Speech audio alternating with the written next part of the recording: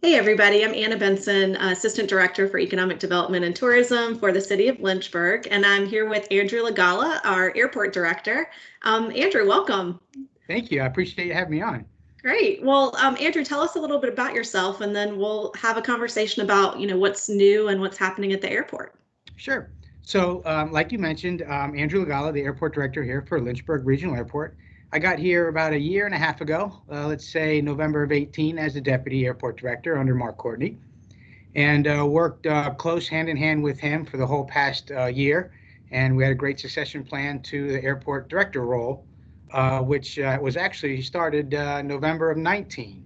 But before that, I was at Tampa International Airport, was there for a good 18 years, was the assistant director of operations there for 15 and a half years or so. And then I moved over to commercial real estate and airline affairs. So I was in that area for about two and a half years. So that was a good, nice, long run at Tampa. And the beginning of my career, I started at Fort Lauderdale International Airport. So Cool. I was there 7 years and really started out, from the bottom up and then moved my way from there. Of course, then I went to Birmingham and then Tampa. So yeah, I'm enjoying Lynchburg, loving the airport, and going to definitely retire out and enjoy the Yeah. area. We're so happy to have you in Lynchburg. And just thinking about, November 2019, and little did we know that the Right. next year might be the most difficult year for the air industry, the airline industry that we've seen. So think back to, we'll say, April of this year, April 2020, really in some of the darkest weeks of the COVID-19 pandemic. What was your outlook then? Right? I think it like hmm kind of where when you were in it, and then hmm how has that changed over the summer? Let me just do a little background on that. So last year, we topped in 19, we topped 185,000 passengers. I mean, we were totally on the growth. We got to our seventh flight, Mhm. November, December, January, did really well all the way up till about February. And then about March, when the virus started coming to the country, it really impacted not only us, but airports around the whole entire country. Sure. I mean, looking at the darkest time then in March, when you got into April, no one really knew about the virus. We didn't know much about it. From the onset, it was basically unknown. I mean, airports didn't know what we were going to face. Base case scenario, it could be a virus of a few months affecting the country, and we kind of get out of it. Worst case scenario, it could take a couple years, but no one knew that back then, Mhm. right? It was just, we got this virus, and you're starting to see the country shut down. You start to see the CDC and the federal government and everyone just shutting down airports and businesses, and travel altogether just went to a halt. I mean, we got to the darkest time in April. We were, one to two flights a day. You Mhm. know, one day we even marked no flights at all. I mean, I can't remember when that could have happened here in Lynchburg or any airport, right? So we were, I mean, the month of April, we showed like 12%, not even 13% passenger loads. I mean, that was consistent throughout the entire country. Mhm. So at that point, airports are, you know, collectively working together and seeing what's going on, and how to handle and come out of this, and what is this virus all about, right? And then, it was just one of those scenarios where you just really didn't know how to plan, because you didn't know how Mhm. long it was going to be. And then you can imagine trying to put budgets together. I mean, you halt spending altogether, right? And you keep your workforce. But when you go from seven flights a day down to two, I mean, it was just devastating, Um, but a lot's changed. I mean, over the summer, you look at it, and then, as we start to understand the virus, and CDC puts all the protocols in place, we went from 13% passenger loads in April. May, went up to about 30% passenger loads. And then in June, we hit about 54%, and it started gradually increasing to 67. In August, we reported 70% passenger loads. Wow. During this time, we were all, just trying to see, are we going to get more flights? Are we going to stay with two planes? Are we going to go back up to seven? Well, you know, we're just really, how do we say it, cautiously optimistic, right? We were real careful with everything. We followed all the CDC guidelines, and we'll get into that here in a little bit. But Mhm. um, it was difficult to plan, to say the least. It really was. Yeah, but it sounds like things have begun to rebound, particularly on your passenger loads. And we'll talk about this new flight. So last week you announced that American Airlines will offer an additional regional jet flight to Charlotte, so increasing our service to 4 round trips a day. So what does that mean for the business traveler? And then also, what are you seeing in the form of a leisure traveler to and from Lynchburg these days? That's great. And that's one thing all airports are, is the whole dynamic of travel now has changed because, Absolutely. businesses are doing what we're doing right now, Right. doing the Teams or the Zoom or whatever, video conferencing you can do. That's really been the common theme right now for businesses. We just talked a little bit ago about our passenger loads and our flights. When we went from 2 flights to 3 flights, I think we hit 3 flights somewhere around mid-June. Okay. And then about July, we were holding steady at 3 flights. One thing we did notice too was when the country was starting to open up in phases. When the country was opening up in phases and businesses were starting to open up in phases and just the whole general public, we started to see the uptick in passenger traffic. And then that's when American responded and gave us the third flight around mid-June and July, and then August. So we held steady at 3 flights, and our passenger loads were actually increasing. Not only were our loads increasing, but our yields were doing really well for the airline. So they were showing profit and showing that this market is responding and, filling up seats. I'll tell you, this past month in September, we kept the 3 flights, but we went to all large regional jets. So with dual cabin, right, we have first class and main cabin. Now we have full service, all 3 flights. So that was another uptick for us. And then we just heard from American that we're going to 4 October 8th, which is, just showing that, the community is responding. Now, back to your question on the business travel, that is really low right now. Just business travel is non-existent to anywhere near levels that they used to be, Right. not even half the levels. But what we are seeing and what we're hearing from the airlines is leisure travel. Leisure travel is doing really well. You have people in they're home all the time, whether it was lockdown or just in, keeping your physical distancing and staying home and staying safe and all those things. People are ready now to go see family and friends. And we have all these protocols in place now that are apparently working, controlling numbers, and we're not seeing the increase in numbers. People are wanting to see their families and friends, and we're seeing that. And that's where our travel is right now. The other thing is to destinations that are outdoor.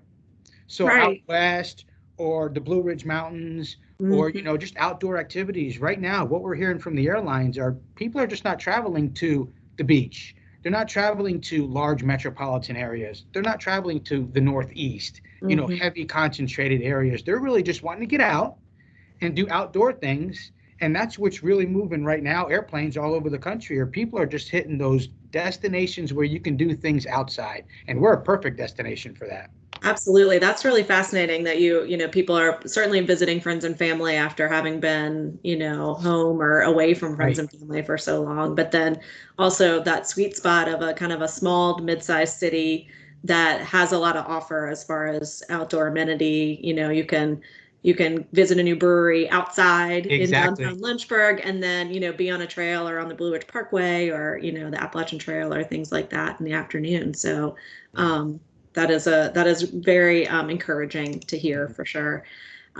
So how have you mentioned this a little bit earlier, but how have you noticed air travelers becoming more comfortable with flying? And I know you all were very quick to respond to, like you said, CDC guidelines, but what have you done specifically to improve comfort level and to maintain health and safety protocols for travelers? Yeah.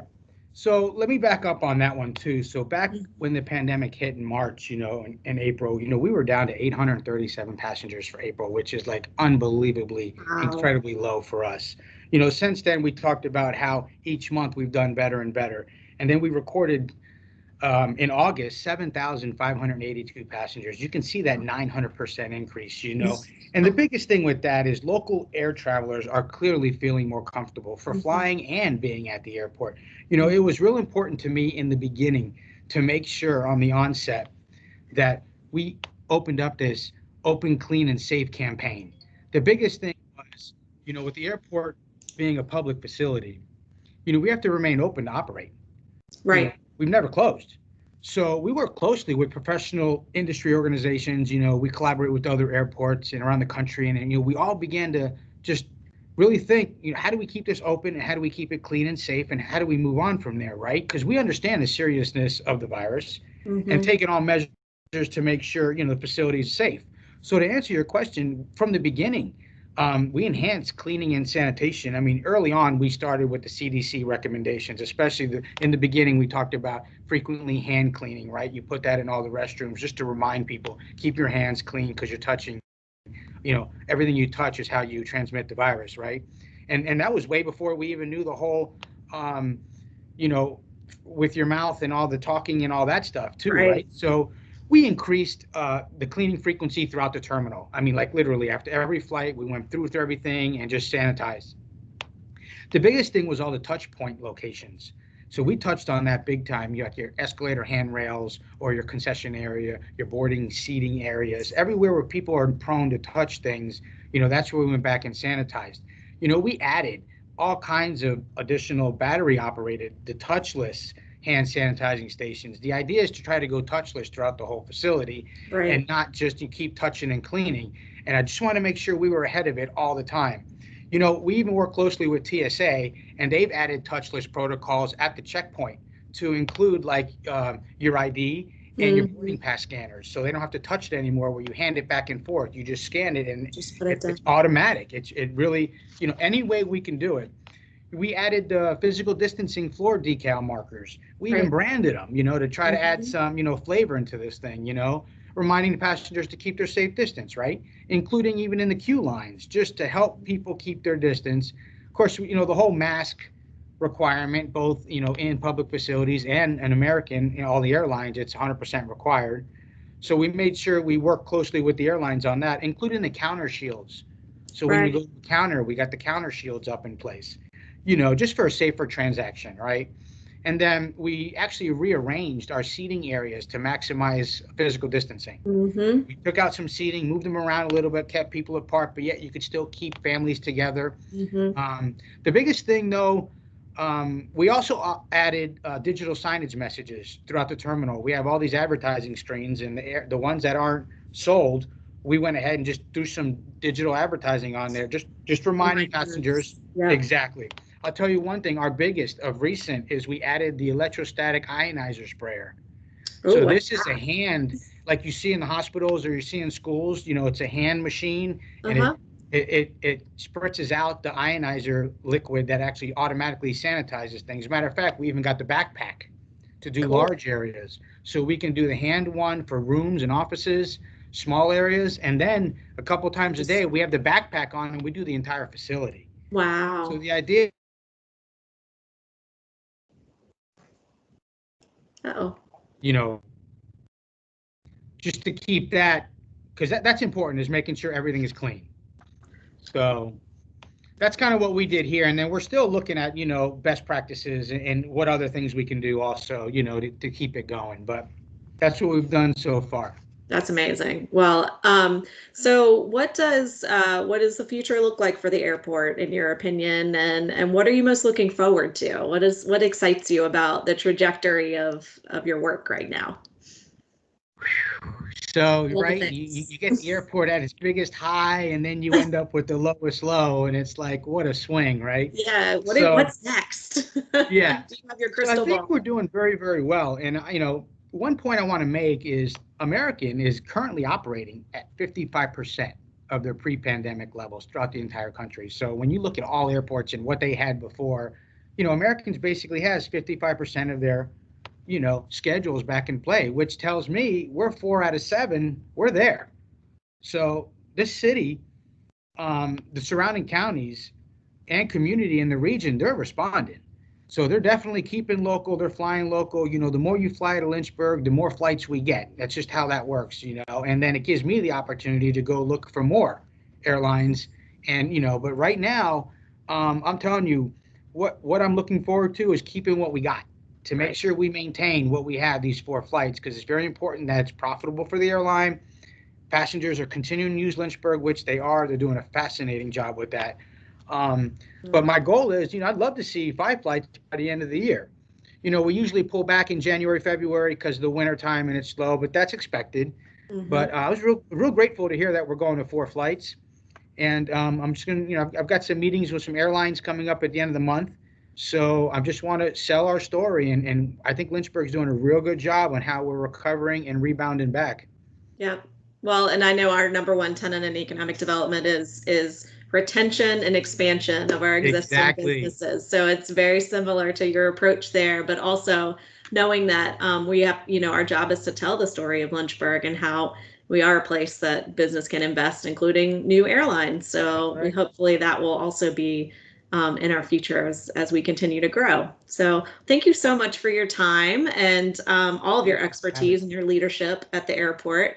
And we really appreciate you chatting with us today. Thank you very much for having me. And I enjoy working with you guys and everyone else. And thank you, Lynchburg, for using your airport. All right. Thanks.